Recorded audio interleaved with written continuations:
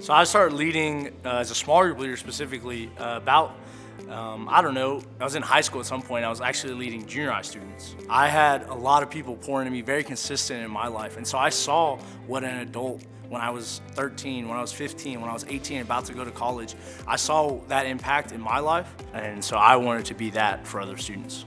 This is my second year serving, and I got started serving because I have two daughters. I have girls that I lead, and wanting to be a positive female influence for our middle school girls is very important to me.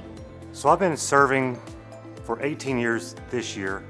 I looked at people that I wanted to be when I grew up, who impacted me, and that was volunteers at the church. I started serving the beginning of this year, the beginning of the school year. My son was going in 6th grade, and there's a spot for a 6th grade leader for 6th grade boys, and it sounded like a good place to get started. I actually have two kids. Both are fixing to be graduating from college and high school. We've always come to church here, and so I just felt like I wanted to be part of it.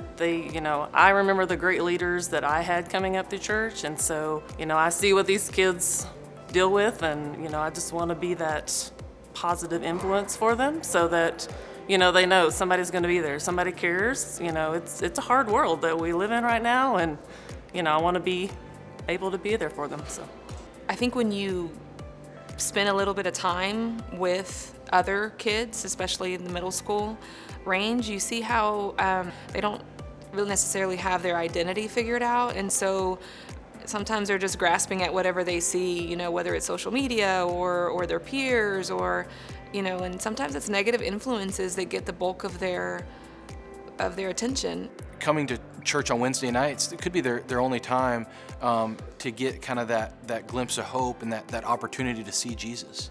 They take a little piece here and a little piece there, and they may not get the whole message every day, but there's something that's planted, and that seed starts to grow over time, and it's a pretty amazing deal. You hear all these things, and you get these impressions of what these kids are, and you don't really know. So how best to figure out what they do, what they are, what they see things as, is be around them. You don't have to be a preacher, you don't have to know what to say at all moments, you just gotta love kids.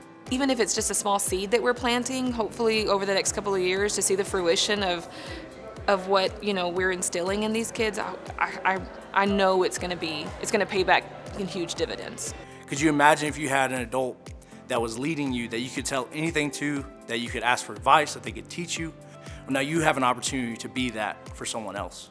The impact that it has on other people, you may not realize it right at that moment, but from the littlest things to the biggest things can change somebody's life. If somebody asked me right now, and they asked me before, why do you volunteer? I'd probably turn it back on them and say, why would you not volunteer? Everybody says time is the most precious commodity, then why not give it to something that's important? it seems intimidating, but it's not. You don't have to know everything. They don't want you to know everything. They just want you to be there and be consistent and always be there for them. And it's not difficult. It's just a conversation. We just have a conversation with each other and help each other grow. It's really made me work and really made me grow and helped me grow and broken me down and taught me a lot of things. You think that you're going to be the teacher and you end up becoming the student, and it's pretty amazing.